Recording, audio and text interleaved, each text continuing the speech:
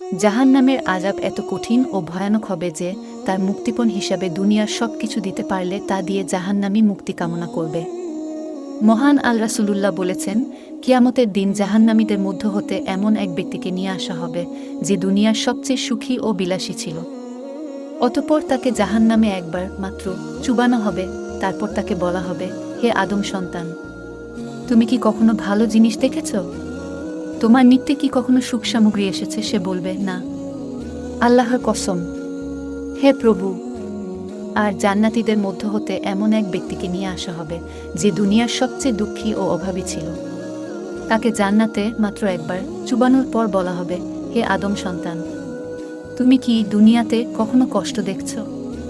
তোমার উপরে কি কখনো বিপদ গেছে? সে বলবে, না। আল্লাহর কসম, আমার উপর কোনোদিন কষ্ট আসেনি এবং আমি কখনো কোনো বিপদও দেখিনি। মহান আল্লাহ